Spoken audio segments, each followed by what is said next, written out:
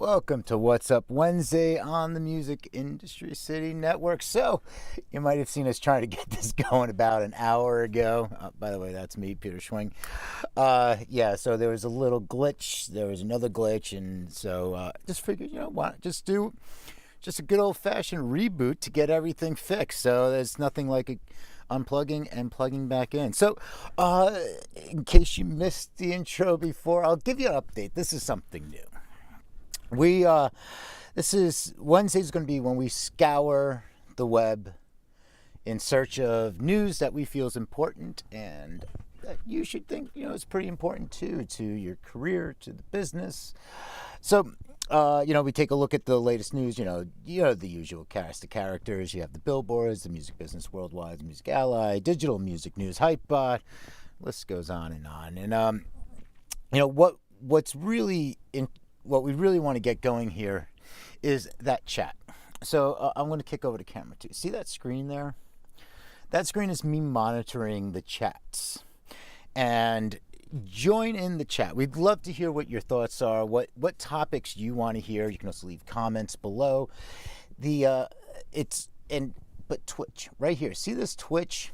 That is where you want to be. Twitch has the most real-time interaction. So if you're on Twitch, there's only a delay of like 2 to 5 seconds depending on the day. YouTube's a little bit better with like 5 seconds, maybe 7 seconds. But Facebook, if you're on Facebook and when I say something, it takes at least 20 seconds to get to you. There's nothing we can do about that. That's a built-in latency on Facebook's end. Then, so it's minimum 20 seconds, and then whatever the additional latency. So if you make a comment and I respond, it takes almost 30 seconds to get to you, and by then we're on to the next topic. So come on into the Twitch there, and if you're a musician and you're not already on Twitch, then you really should be on there, and we're going to talk about that. So unlike Tuesday Talkies, where we discuss what's going on in the music business and have a little more discussion, and then also on Monday Kickoff, that's all about getting you motivated for the week ahead. And Thursday night Freeform is just a free for all. You can get to be on the show. So if you come in the chat and you like what's going on, there's a topic you want to talk about, we're going to bring you on to the show as a video. So as a video guest. So it's a lot of fun. But this is just more about like, hey, let's talk about music industry versus Twitch, because that's what we're talking about. There's a lot going on.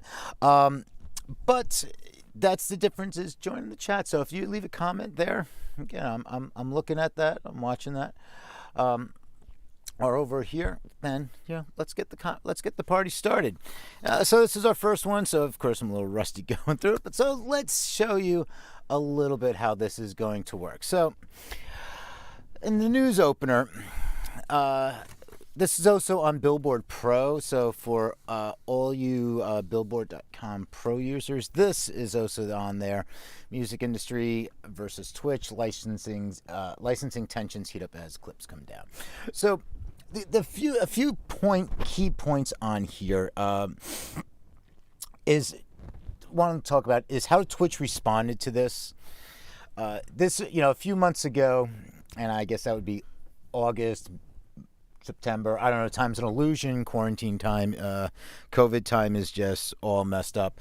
So when the social media outlets the companies had to go for the antitrust hearings, Bezos, they asked him if he knew about if Twitch was paying licensing fees, and he said, I own Twitch. No, that's not what he said, but he said, I don't know. Well, right there, that is high come on in for the music industry, and they're going to be checking this out, and they didn't like what they saw when they walked through the door. So fast forward a month later, Twitch is sending out DMCA takedown notices to their artists, to their streamers. On this article here, there's a few interesting notes. I mean, the Twitch Vice President, Head of Music, Tracy Chan. Okay, so they talk about launching Soundtrack, partnerships with independent labels, music companies like SoundCloud, Empire, DMAC, and Create, among others, Monster Cats, and there's many others, but there's dozens they have. The whole thing is he talks about this is one thing that, pushback arguing that Twitch's monetization is creating a new business model that's more valuable to artists than licensing payouts could ever be. Creating an account on Twitch is free, and streamers who pass a certain threshold of followers, you can be affiliate or partner.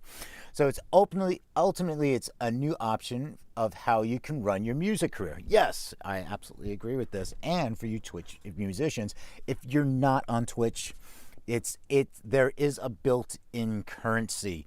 It's a monetization. It's like the Burning Man online, okay? Because you can sell things. There's so much you can do, and people are used to paying. So I can go down the rabbit hole. Probably going to mention that again later. We're creating this new model in which artists are making tons of money in ways that the music industry is not used to. It's not about DMCA. It's a model that labels are not participating in. When you're making record profits, as these record companies are, and artists are seeing pennies on the royalty statements, that tells you everything you need to know. Okay, slam over it. That's a little backhand slap over there to the industry. Saying that, yes, Twitch has an economy built in. But it's still, it's a musician, okay? And they might not want to, they want to be a Twitch streamer and they can build their audience, but they also might want to have a record deal or stick to more traditional. Yes, some labels, their labels are in to make money, but also labels are doing more marketing and there's so many more things. So it's right now, it's that, it's just two sides. And that's what David Israelite was getting into. He was like, if they're not pursuing this as a partnership and business relationship, then the music community will just have to approach it as someone attempting to use music without permission. Okay, so NMPA, RIAA, they've been known to sue their own, customers. And if you go back to Napster era and, suing, there was that one infamous story where it's like some 17-year-old girl in Texas had like 11 tracks or 11 songs, and they sued her for 170,000, or they didn't go for the maximum, but it was just something ridiculous. And you're talking about like a teenager that had like 12 tracks. So they're notorious for this, and yet the music industry doesn't like technically new platforms. But even in this article, and I definitely check out this article, I'm going to put the links to the articles in the show notes, is that basically, when you're talking about companies, if companies had to, every tech company that was starting up that was using music and had a license from day one would never get off the ground. So where is that compromise of saying, hey, you can have free use of a catalog? Well, now there's an idea. Here's a catalog of music you can do, because they also talk in this article about, it's like the one is the top musicians. So that's where the money. So there are so many different areas to understand, but maybe there should be a catalog of like, here's your drawer, here's what you can use up to a certain amount. Okay, so once your new media platform has 100,000 followers and X amount of minutes and X amount of revenue, you can then, now we're gonna flip the switch, and now you have to pay for certain things. So kind of like the Google APIs, like Map APIs, where it's like you can have 100,000 pings, whatever the number is, 100,000 pings for free, and that's to help you grow. But once you get to a certain level, you need to start chipping in. Okay, so I mean, there's an idea there. Twitch artists are complaining about this, and of course, these are the non-traditional music people. They aren't necessarily the musicians or the creators of the content, the music, so they don't understand that. And of course, they're crying foul, saying, "This is the greedy music industry." Partly correct, but it's not just the music industry; it's the artists. I mean, who is it helping? So if you're DJing on Twitch and you're playing other people's music, and you're getting paid to do that, why shouldn't there be some compensation that goes back to the people who wrote the music that you are performing, that you're making money? That it's as simple as that. And simultaneously more complex than that. So let's move on to live entertainment stocks. Share prices spike following the vaccine announcement. So this is great. I mean, we've been waiting to hear what's going on. Pfizer made the announcement, 90% effective. It's still going to take time. So the on this one, here is like, just to understand the stock market. If you haven't noticed, if COVID and quarantine has not drilled it home enough that the stock market is completely separate from reality, is that, you know, the stock market was going up. Companies weren't doing business. They didn't have employees at work. The stock market's going up. So that is it's completely has no relevance on anything, except it shows confidence. That is what the stock market does. It shows not necessarily confidence. It shows what people are confident about. So this was when the vaccine, it was announced, the shares rose by had seen more than 20%. Why they weren't, and it says why those initial spikes weren't maintained. They dropped a little, but the share prices nevertheless ended the day significantly higher than they were. So, you know, this shows confidence in the long-term game. We're not going to have those. They're talking about 50 million doses out by the end of the year, which it seems like when they were discussing the doses, it was saying if there's 50 million, that means there's 50 million doses. That means they can put out 25 million people. I guess it's 2 doses. There's a whole other story about like people saying that, I don't want to get into it, but they're like, they had to take multiple doses. So maybe that's what it is. And it's yesterday they're talking about a 2021 revival of the sector, not necessarily a 2022 revival. It's interesting. It's going to be a floodgates. There's already, you ask a booking agent, like, how many holds do you have for the fall of 2021? And they'll tell you, I'm on 17th hold at this particular LA venue or something. So it's going to be really interesting what's going on there. But we're going to kick over to, let's talk about more about this live stream and, what's going on with like the grants. So this is from Hypebot. Again, I'm going to put all the links in the show notes. 17,000 artists have streamed, 57,000 performances. Editor needs to take a look at this article.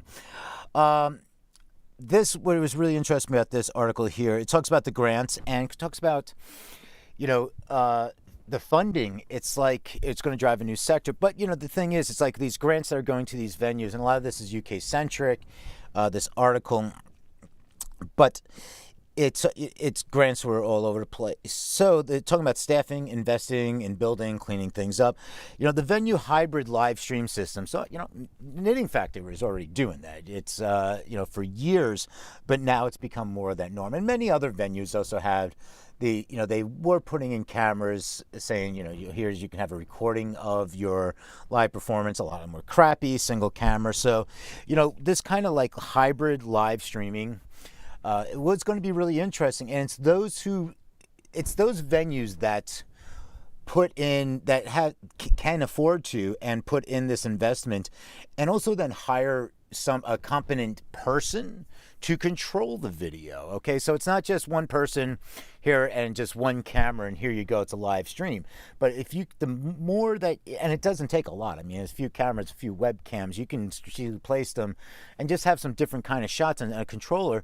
You could really do something that, it really steps up the game. Now there's another thing. Let's go back to licensing.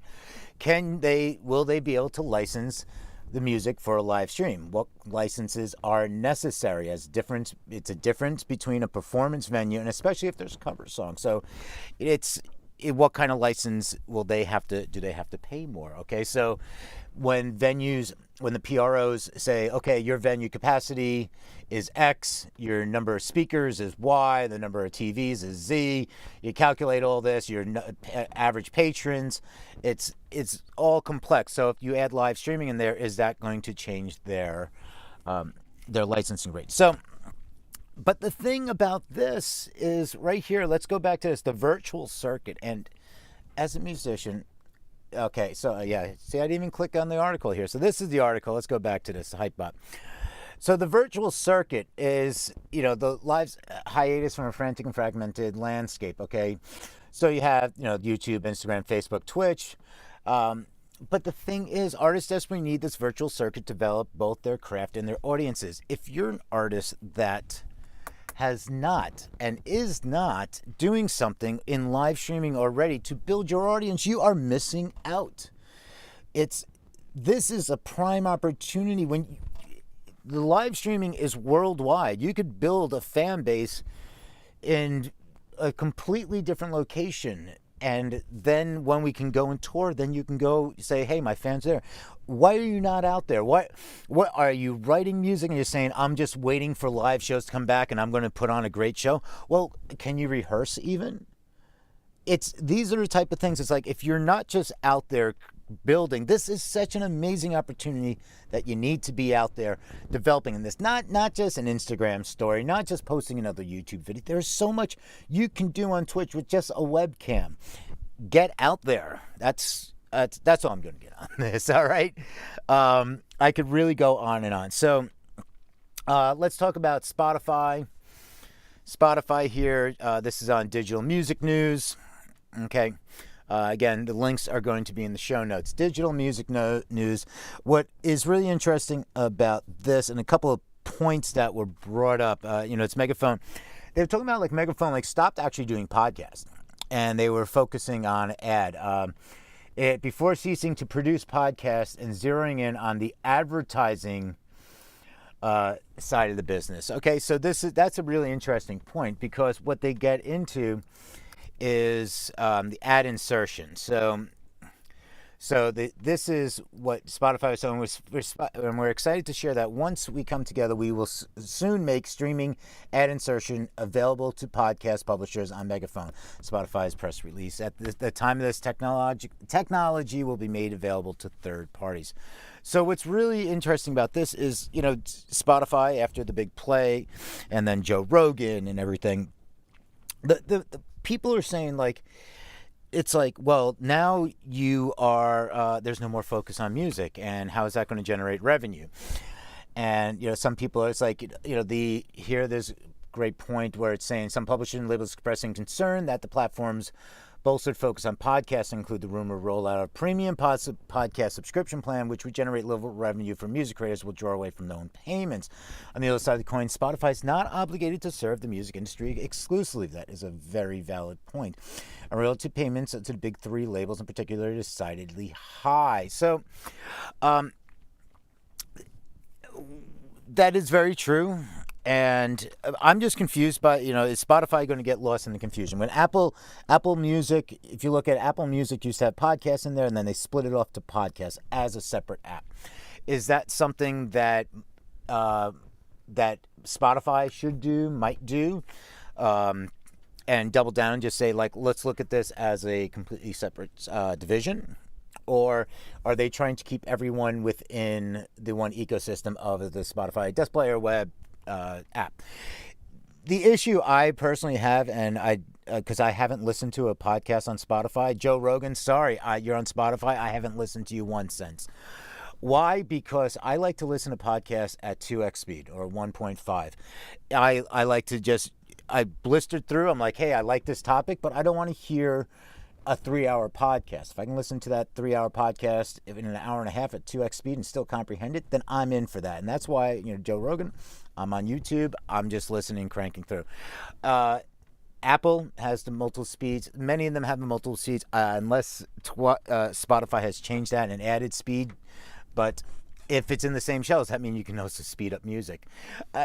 That's my issue, really, is that Spotify, when I look at the numbers, Spotify is more of an engaging, when you go to Apple, and I've noticed this in my personal analytics, and I've spoken with other podcasters about this, is that if you look at your Apple podcast listens, and while you will always get a decrease over the length of the episode, Spotify seems to have a steeper, and I'm going to try to say that again, steeper drop-off curve than on Apple. Now, these are just, this isn't like super data. I don't know all Spotify analytics and A/B compared to Apple. This is just from personal and just from speaking to a few other podcasters. And my theory behind this is that Spotify is people go there for music and then they find the podcast and they're like, well, I'm not really so much into the podcast anymore. I'm just going to click a button and I'm going to go over to music, or I'm just going to bounce around and flip flop. Whereas the thing with podcasts on Apple is that when you go to Apple and you click on podcast, you're in the podcast ecosystem. The only thing you're going to might do is change to podcast while you're there, because then if you want to go switch to music, then you have to exit out of podcast, launch music, or if you have them both open in the background, you flip flop. But if you're in Spotify, you just click and just go, and you can move over to music. So I that is my theory on this. But again, it's just a theory. So take what I'm sure other people have some ideas about this. So and the final thing, what we want to talk about is the last. Hey, I had the. That didn't show up right. Okay, there we go. Amazon Music to host a Dolly Parton Christmas live stream. So we always like to end on a light note. We want to keep things light and fun. So and this is in a few days. This is just going to be in 2 days from today.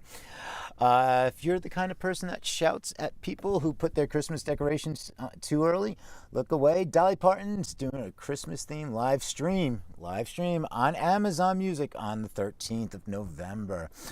All right, so it's going to be streamed on Amazon Music's Twitch channel. So Amazon's really stepping in and branding up Twitch.